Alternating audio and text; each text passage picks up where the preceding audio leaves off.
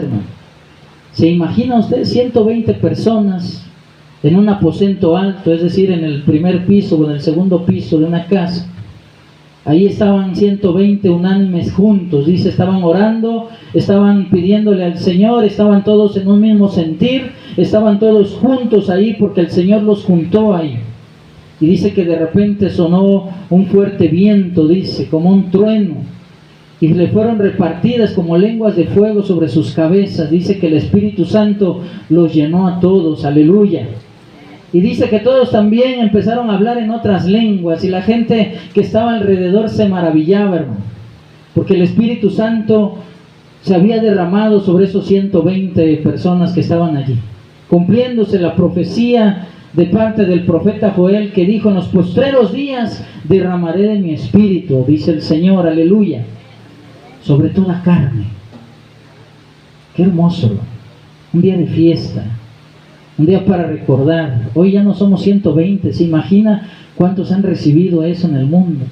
¿Cuántos han recibido el Espíritu Santo, hermano? Y es que una iglesia que es pentecostal, una iglesia que viene del movimiento pentecostés, es una iglesia que va más allá que solamente hablarle en lenguas. Es una iglesia viva, es una iglesia que se mueve, es una iglesia que está en constante evolución, es una iglesia, hermanos, que ministra la palabra con denuedo, es una iglesia, hermanos, que no se confunde con las ideas del mundo, que no toma su sabiduría de los pensamientos humanos, sino que el Espíritu Santo es el que mueve a esa iglesia, y esta iglesia somos nosotros. ¿Cuántos dicen amén? No se debe de confundir una iglesia pentecostal con un movimiento eufórico momentáneo. Hay euforia, sí. Hay frenesí, también lo hay. Pero no por la alabanza, no por una letra de una canción, no porque usted se mueva y empieza a temblar, sino porque el Espíritu Santo se mueve dentro de la iglesia, aleluya. Por eso, hermanos, nosotros no decimos que somos iglesia pentecostal. ¿Cuántos dicen amén? Porque creemos en la llenura del Espíritu Santo, creemos en el bautismo del Espíritu Santo, creemos que el Espíritu Santo se mueve en este lugar. Y así como estuvo en los 120 repartiendo, dice, dones y talentos, se repartió el Espíritu en esos 120. El Espíritu Santo se ha de repartir hoy en este día, aleluya. Por eso, hermanos, el modelo pentecostal es una iglesia de hechos. A ver, diga conmigo, una iglesia de hechos. Y no de palabras, porque el Espíritu Santo es eso, hechos. Dice que este libro, el libro de los Hechos, toma su nombre precisamente por los hechos, y no de la iglesia, sino los hechos del Espíritu Santo.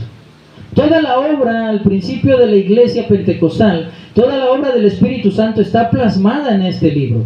En esta carta o este libro de los Hechos habla precisamente que el día en que fue derramado el Espíritu Santo fue el comienzo de algo grandioso, de algo sobrenatural. Y nació con ello la iglesia pentecostal, hermanos. Una iglesia viva, amén. Y mire, déjeme compartirle al menos unas 3 características que debe de tener una iglesia que se dice pentecostal. Ponga atención, hermano, quiero que vaya conmigo precisamente al libro de los Hechos, capítulo número 2.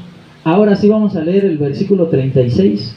Al principio le había dicho esta cita, pero estas características de una iglesia pentecostal deben de ser vívidas en nosotros.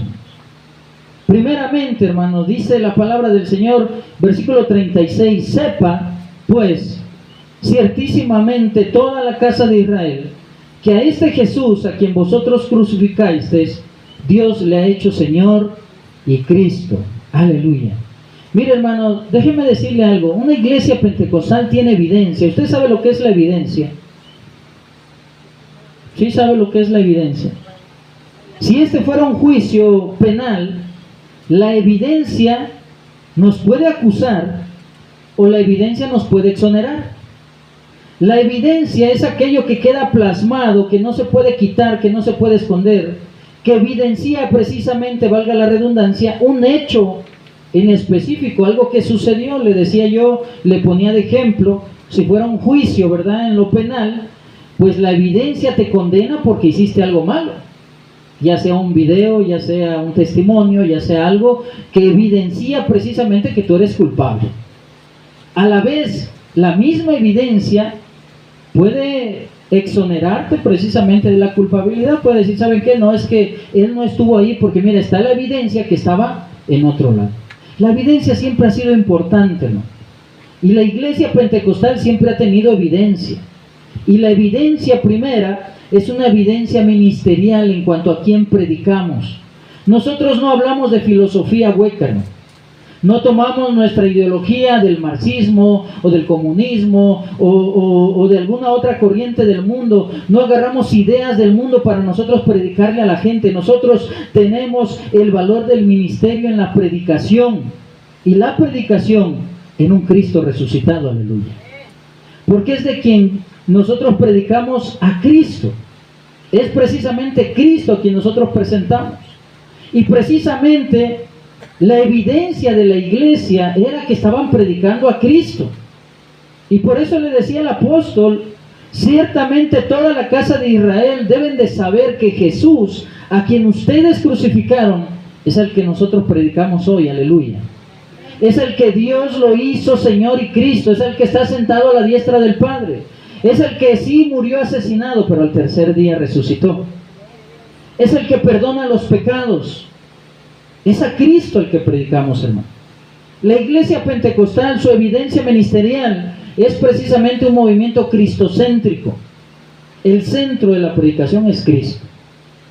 Si usted conoce una iglesia, una congregación, donde le hablan de filosofía, donde le hablan de psicología, donde le hablan de prosperidad, donde le hablan de algún otro tipo de cosas, mire, ahí no está Cristo. Porque Cristo debe ser predicado. Y esa precisamente es la evidencia de una iglesia pentecostal. Que se predique de Cristo, que se hable de Cristo, que la gente conozca a Cristo. ¿Sabe por qué? Porque solamente Cristo salva, aleluya. Porque solamente Cristo sana, hermanos. Porque solamente Cristo viene nuevamente. Solamente Él. Es Cristo. Por eso, hermanos, la evidencia que tenía la iglesia primitiva era que predicaban a Cristo. Ellos no le estaban hablando de alguna otra cosa. No le estaban hablando de los romanos, no le estaban hablando de algún suceso a su alrededor. Simplemente estaban hablando del valor que tenía para ellos Cristo. Y lo hacían por medio de una predicación cristocéntrica. ¿Cuánto dicen amén? Y es que la gente necesita conocer a Cristo. ¿Qué sería de nosotros como iglesia si no predicásemos a Cristo, hermano? Tal vez seríamos un colegio, una escuela, un club, ¿verdad? A lo mejor seríamos, no sé, una asociación civil, algo de fin de semana, como algo de entretenimiento. Sin embargo, hermanos, nosotros predicamos a Cristo porque hay una necesidad del mundo de conocer a Cristo. Hay una necesidad, hermanos, que tiene el mundo de ser salvos. ¿Y sabe qué? Nosotros tenemos la respuesta. Dígale al que está al lado, tenemos la respuesta. ¿Y sabe cuál es esa respuesta? Cristo es la respuesta.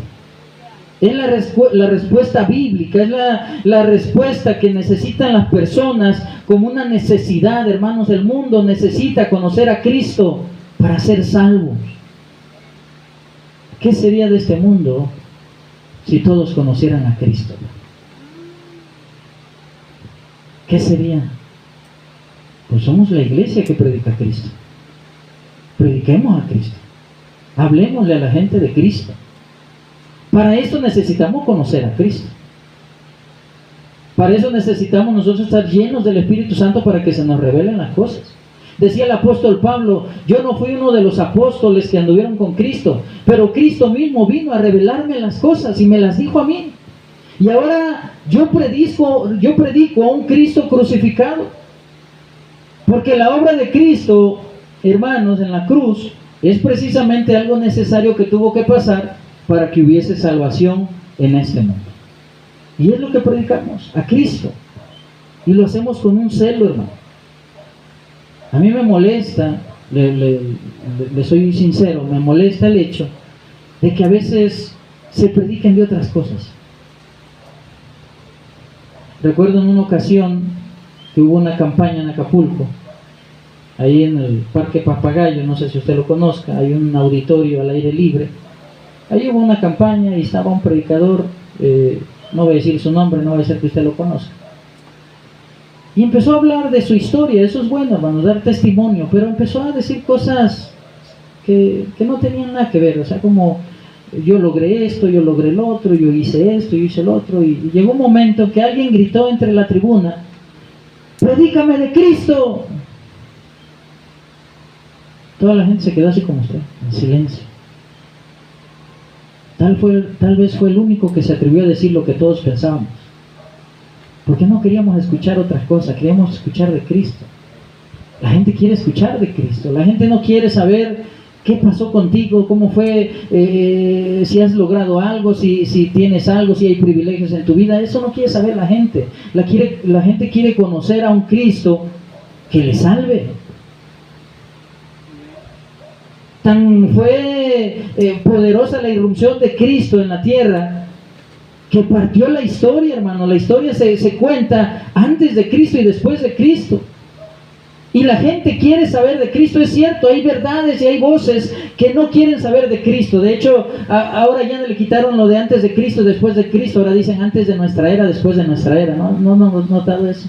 Pero es parte de la ideología del movimiento de ciertas personas que no quieren que se predique de Cristo. Pero la gente quiere escuchar de Cristo. ¿Cuántos de aquí quieren escuchar a Cristo? ¿Tan es así que vinieron hoy? ¿O querían saber mi historia? ¿O querían saber de algo que me ha ido bien o me ha ido mal?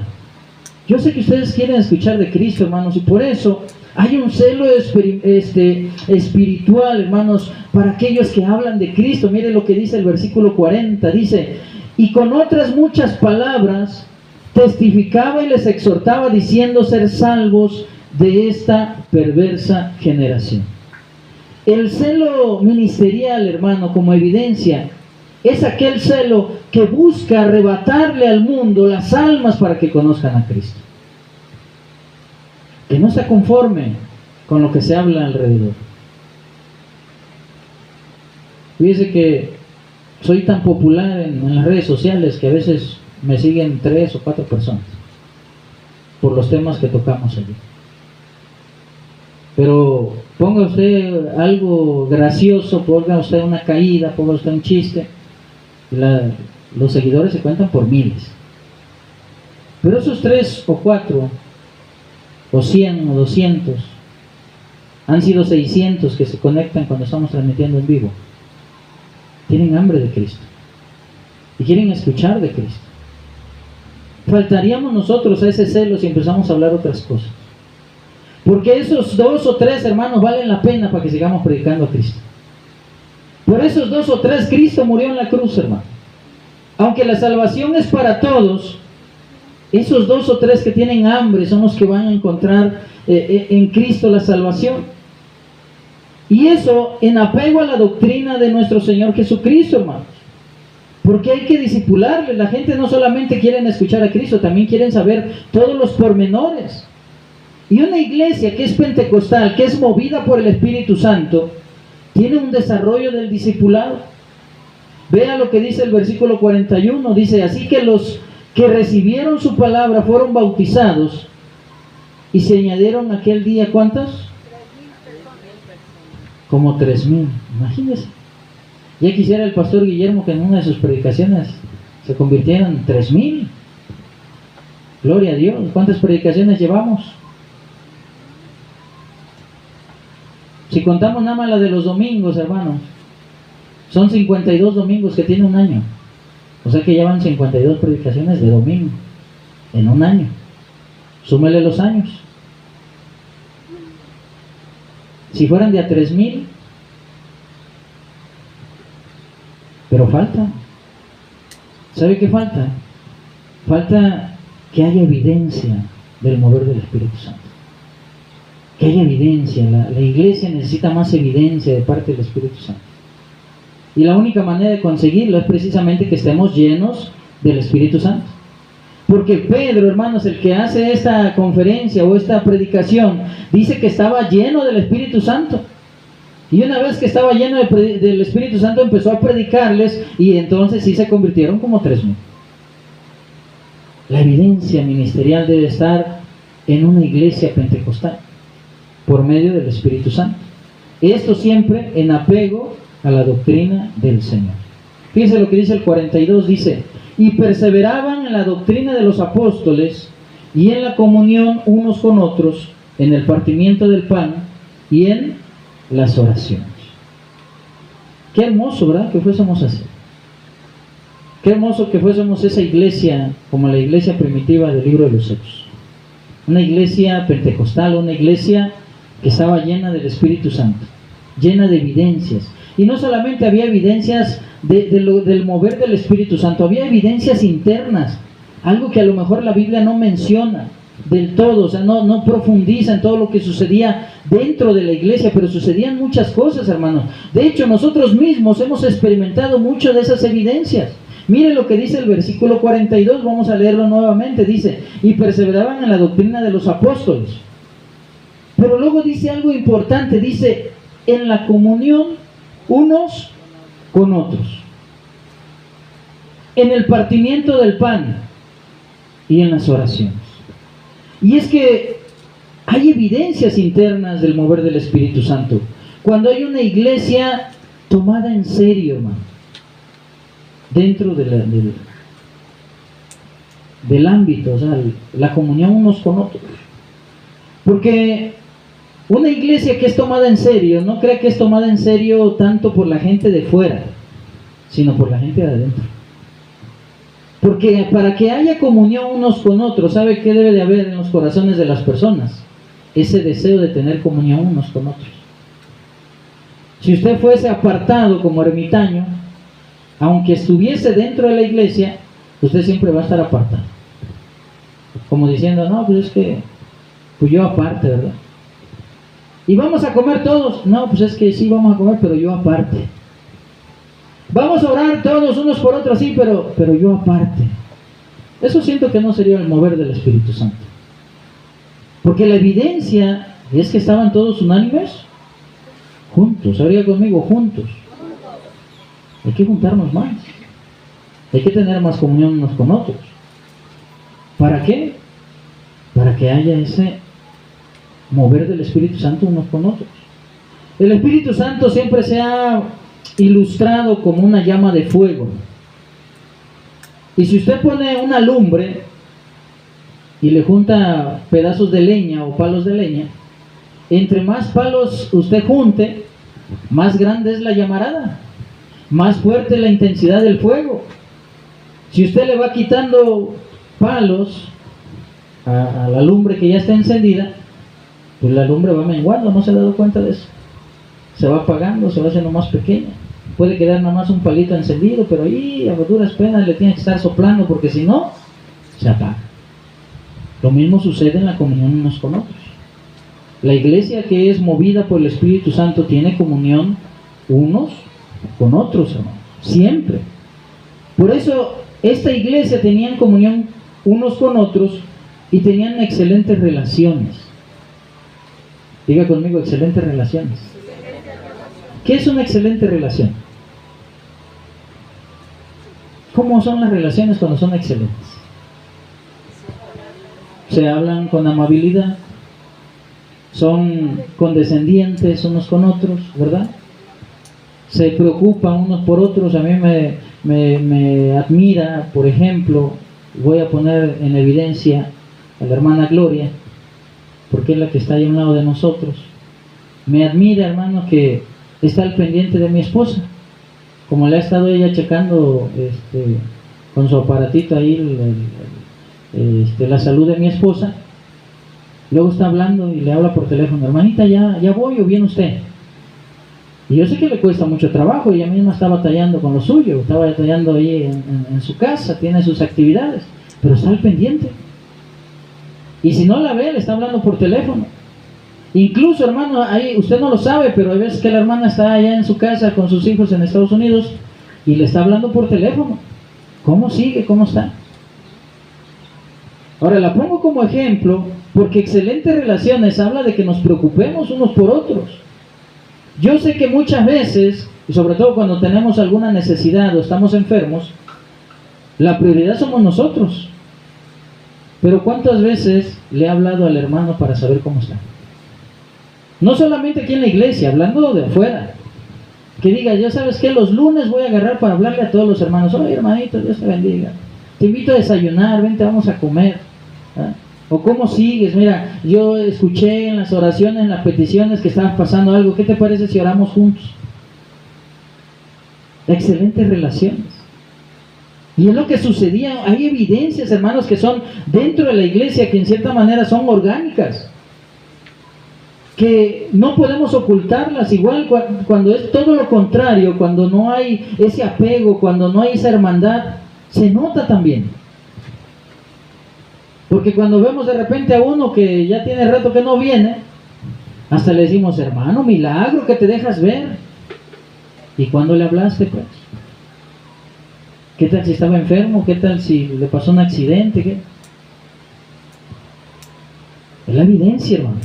En el partimiento del pan, dice aquí el versículo 42, habla no solamente de relaciones interpersonales, sino también de excelentes relaciones sociales, de socializar, de conocernos, de compartir. El partir el pan es compartir, hermano. ¿Sabía usted que ese es el principio por el cual empezamos a tener los convivios al final del culto? Ese era el propósito, del que convivamos. Porque una iglesia que es pentecostal, que está movida por el Espíritu Santo, no puede ser, hermanos, fría. No puede ser apática. No puede ser una iglesia de que ya terminó el culto, sale, pues nos vemos y ¡bum! Vámonos, cada quien a su casa. No. Es un día de fiesta, es un día de comunión donde estamos todos juntos. Por eso compartimos los alimentos. Por eso les he dicho, cuando usted traiga alimentos, no venga pensando que son de usted. Porque una vez que los trae aquí, son de todos. Si usted quiere nada más para usted, pues allá en su casita, allá donde nadie lo ve. ¿Ah? Si trae chuletas y ve que el otro trajo huevo, dicen, mejor las chuletas. Eso no. Es una excelente, hermano, oportunidad en el partimiento de pan de tener excelentes también relaciones sociales. Y esa es la evidencia del mover del Espíritu Santo dentro de la iglesia. ¿De qué serviría que nosotros predicásemos el Evangelio si nosotros dentro de casa no nos llevamos bien? Póngase a pensar. ¿Qué testimonio entonces estamos dando afuera si aquí de repente hubiera ese tipo de cosas? Que no las hay. Pero es un trabajar de todos. Es una disposición de todos, hermanos. Cuando el Espíritu Santo llega a nuestra vida y nos empieza a mover, se quita el egoísmo, dejamos de pensar en nosotros mismos y ahora pensamos en todos. Eso tenía la iglesia primitiva, que pensaban en todos. Por eso dice la palabra y más adelante que no había necesidad allí. Ninguno tenía necesidad porque todos miraban por todos. Y eso solamente lo hace el Espíritu Santo. Porque el Espíritu Santo en nosotros, hermanos, da fruto. A ver, diga conmigo, da fruto. Y usted conoce cuál es el fruto del Espíritu Santo. Como dice la Biblia, amor, gozo, paz, paciencia, bondad, benignidad, fe, mansedumbre, templanza. De temple, como cuando templan el metal, lo meten al fuego y lo sacan al agua, queda templado, duro, firme. Esa es la templanza. Es asociada así el dominio propio porque dice debe ser firme en el Señor. Pero esas son las características que hace el Espíritu Santo como fruto en nosotros. O sea, llega el Espíritu Santo a nuestra vida, a nuestro corazón, y nosotros damos ese fruto por medio del Espíritu Santo. El Espíritu Santo en nosotros da ese fruto. Y entonces ya tenemos amor para con los demás. Miramos a todos con amor. Somos buenos con los demás. Hay benignidad. Cuando alguno dice, no, es que no se puede. ¿Cómo que no? Tenemos fe en el Señor, aleluya. A ver cuánto dicen amén. Amén. Amén. Porque hay fe. Que alguno está triste así, oye hermano, vamos a cantar una alabanza. Yo le decía a mi esposa el otro día, se sentía mal, ella. Me decía, me siento mal. Digo, vamos a cantar. Y me volteó a ver así como, pero me siento mal. Digo, es que vamos a cantar. Vamos a cantar. Y cantamos aquella que dice, pues tú glorioso eres, Señor, y tu nombre es digno de alabar. Haz mi corazón puro y santo ante ti, yo te adoro con todo mi corazón. Estamos gozosos, porque hay gozo en el Señor, hermano. El fruto del Espíritu Santo, todos juntos, unánimes. Dice mismo el versículo 42, y en las oraciones, aleluya. ¿Sabe qué significa orar unos por otros? La Biblia nos exhorta y nos llama a orar unos por otros. Habla mucho de la oración, habla que es el canal de comunicación con Dios, es cuando nosotros le expresamos a Dios. Pero el orar unos por otros, y cuando dice sobre todo este texto, en el versículo 42, que dice, y perseveraban en la doctrina de los apóstoles, en la comunión unos con otros, en el partimiento de pan y en las oraciones, quiere decir que esa perseverancia lo hacían siempre. O sea, siempre estaban orando unos por otros, perseveraban en la oración, ya sea que se juntaban para orar, ya sea que cuando iban caminando iban orando, ya sea que cuando comían oraban, ya sea que cuando alguno tenía una necesidad, la iglesia toda se ponía en oración. Y hay evidencia, hermanos. Mire, cuando a Pedro lo meten a la cárcel, ¿sabe qué estaba haciendo la iglesia? Estaba orando. Y Pedro estaba a punto de ser ejecutado, porque la intención era que lo querían matar. Ya sabemos la historia que un ángel, ¿verdad? Lo liberó. Él no reconoció al ángel, pero el ángel lo liberó. Y cuando llega Pedro a la casa donde estaban orando, donde estaba toda la iglesia reunida, tocó, sale una muchacha a ver quién es, y no reconoció a Pedro. Pobrecito Pedro, qué bueno que no lo venían correteando, porque ahí me lo agarran otra vez. Pero el punto no es ese, hermano. El punto es lo que estaba haciendo la iglesia. La iglesia estaba orando porque había una necesidad, la necesidad de que Pedro fuese liberado. ¿Qué pasó? El Señor lo liberó. Por eso, hermanos, yo sé que hay cosas que son privadas, pero no me salga con que es que Dios sabe mi necesidad. Y más cuando se trata de orar. No diga, es que me da vergüenza, me da pena. Aquí no hay pena ni vergüenza, hermano. Nosotros, ninguno de nosotros puede decir, yo estoy libre de pecado y voy a arrojar la piedra. El Señor nos ha limpiado de cosas peores. Nos ha ido limpiando y nos sigue limpiando cada día. Y estamos trabajando para seguir permaneciendo limpios en el Señor. Pero cuando se trata de la oración, nosotros tenemos que tener evidencia de que confiamos en nuestros hermanos, y entonces decimos, ¿sabes qué? Yo quiero pedir oración por mi hermano, por mi hermana, por mi mamá, por mi vecino, por mi salud, por la escuela, por mi proyecto, por todo lo que sea necesario. Y toda la iglesia, ¿qué es lo que hace? Orar. Persevera en la oración. Es lo que hacía, hermano. Por eso le digo que hay evidencia. Si hay evidencia en la predicación, tiene que haber evidencia para dentro de la iglesia. Y una vez que sucede eso, hermanos, entonces la evidencia se externa, porque no podemos nosotros externar algo que no tenemos dentro. La iglesia funciona igual. Si la iglesia está llena del Espíritu Santo, ¿sabe qué hay? Que la gente va a conocer que en la iglesia está el Espíritu Santo. Se va a externar. Mire lo que dice el versículo 43. Vamos a seguir leyendo. Dice, y sobrevino temor a toda persona, y muchas maravillas y señales eran hechas por ¿quiénes? ¿Dónde lo hacían? Afuera. La gente conocía la obra de la iglesia. Una iglesia que es pentecostal tiene que tener evidencias externas. Y esa iglesia es tomada en serio por la sociedad. La gente sabe, ahí hay una iglesia.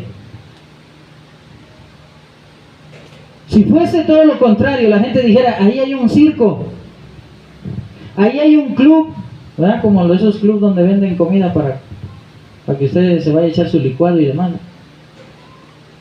Pero cuando hay evidencia dentro de la iglesia, también hay evidencia afuera y la gente dice, mira, ahí se sanan personas, aleluya.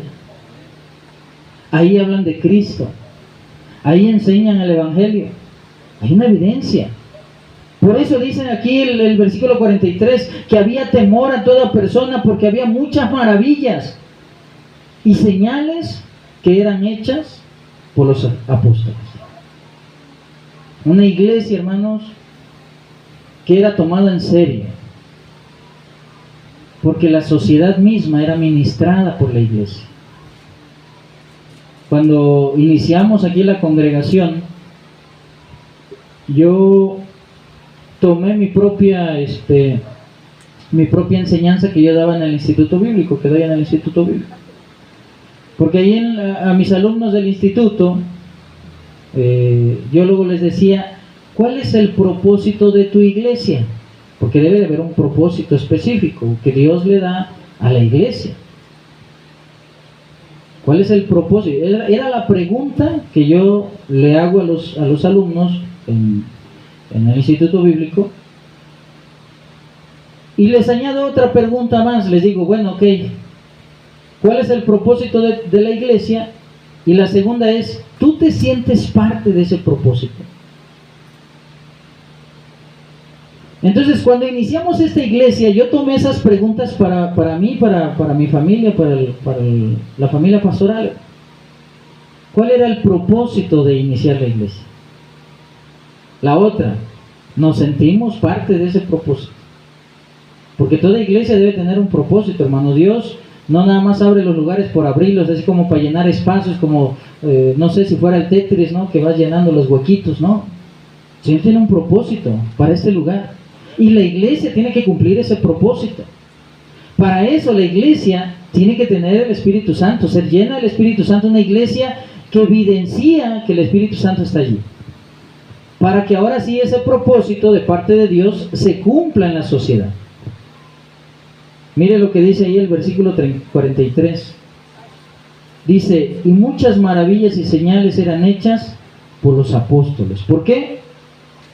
Porque no era una iglesia más, no era un movimiento más, no se hablaba de algo vano, sino se predicaba de Cristo, y la sociedad y la comunidad y la ciudad de Jerusalén en ese entonces era administrada por la iglesia y no al revés. Déjeme explicar. La iglesia tiene que ministrar a aquellos que le oyen, no al revés. No tiene que ser la sociedad la que ministra a la iglesia. No tiene que dictar la sociedad lo que debe de hacer la iglesia, sino que la iglesia tiene que ministrar a la sociedad. De ahí que debemos tener bien claro el propósito de la iglesia. Y sobre todo sentirnos parte de ese propósito. ¿Usted se siente parte de ese propósito? Porque tiene que haber una evidencia, hermanos, porque es el tema que estamos tocando el día de hoy. Una evidencia, una iglesia que ministre a la sociedad, que dé a conocer a Cristo, que sea ejemplo, hermano. Por eso es importante que usted cuide su testimonio, porque no solamente su testimonio es el que ve la gente, sino también el testimonio de la iglesia. Si usted se porta mal y anda haciendo cosas indebidas, pues la misma gente va a decir, oye, eso es lo que le enseñan ahí en la iglesia, eso es lo que aprende ahí en la iglesia. Si así está esto, ¿y ahora cómo van a estar todos? Y usted sabe que la gente por sí quiere tantito para hablar. Si fuese al revés, que lejos de hablar cosas malas, ustedes fueran una persona llena del Espíritu Santo, que se comporta, que platica, que predica, que ora por los demás, que impone las manos y demás cosas que hace el cristiano, usted está impactando también a la sociedad. Va a decir, oye, yo quiero de lo que el hermano trae. Oye, yo conocí al hermano que era bien borrachales, o era bien esto y bien lo otro, y mira, el Señor lo cambió, yo también quiero de eso. Evidencias, hermano, que salen a raíz de las muchas maravillas y señales que son hechas precisamente en la sociedad. Porque la iglesia tiene que impactar primeramente la sociedad aquí. ¿A poco no? Por eso el Señor pide que brillemos. Dice, brillen. Donde estén ustedes brillen. Porque la luz no puede ser escondida. Amén. Gloria a Dios. Entonces, parte de la evidencia externa no solamente es que seamos tomados en serio, hermanos, o que la sociedad sea ministrada, sino leamos el 47, el versículo 47, porque dice: alabando a Dios y teniendo favor con todo el pueblo.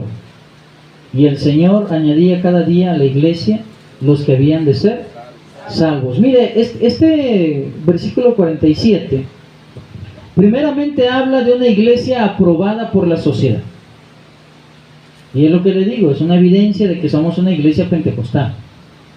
La misma gente habla y dice: allí hay una iglesia. Y la gente sabe, escucha el audio.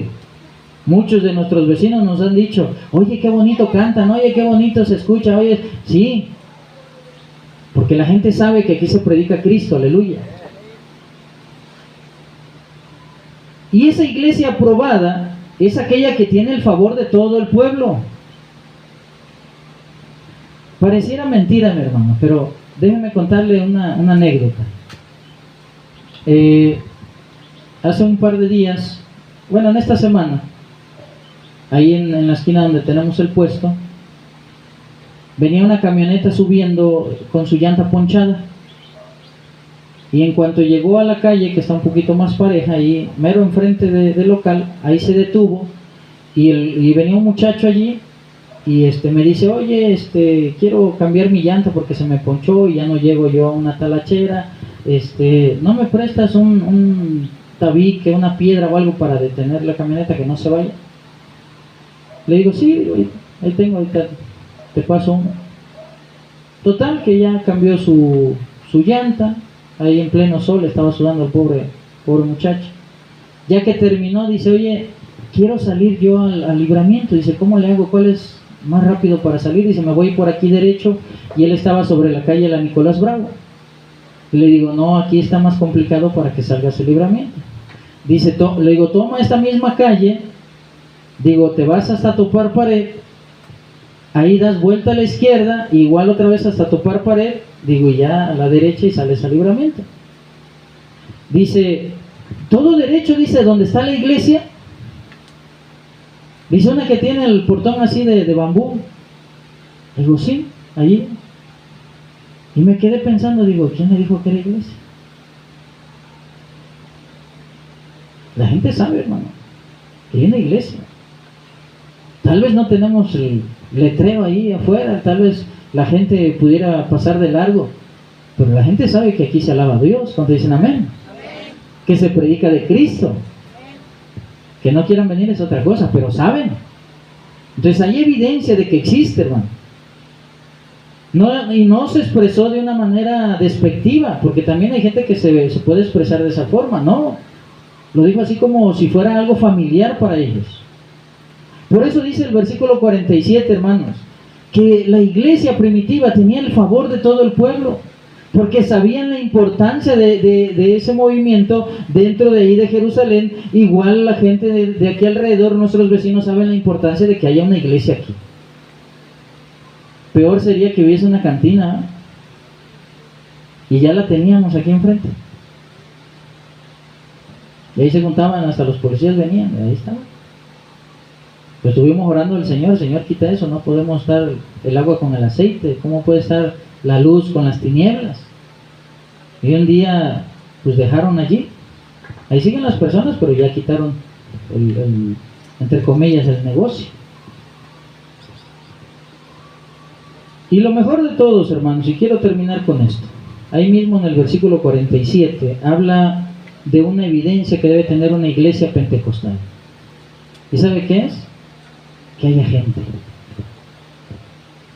que la gente se acerque a la iglesia, que la gente sea salva. Dice ahí en la parte segunda del versículo 47: y el Señor añadía cada día a la iglesia a los que habían de ser salvos.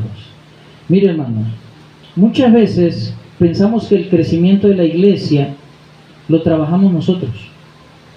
A veces pensamos que nosotros somos los que tenemos que hacer algo de parte de nosotros para que la iglesia crezca. ¿Sabe cuándo va a crecer la iglesia? Cuando nosotros dejemos que el Espíritu Santo haga crecer la iglesia. ¿Sabe por qué? Porque el Espíritu Santo es el que nos lleva al arrepentimiento. El Espíritu Santo es el que nos revela la verdad del Evangelio. Entonces el Espíritu Santo tiene que obrar. Como iglesia tenemos que estar llenos del Espíritu Santo para que el Espíritu Santo obre. Y entonces todas esas almas que están ahí ya escogidas por el Señor van a llegar a la iglesia, porque el Espíritu Santo esté obrando. Y dice aquí, y el Señor añadía cada día a la iglesia, a los que habían de ser salvos. Sí, es verdad, nos toca a nosotros predicar, porque predicamos a Cristo, pero no nos toca convencer a las personas.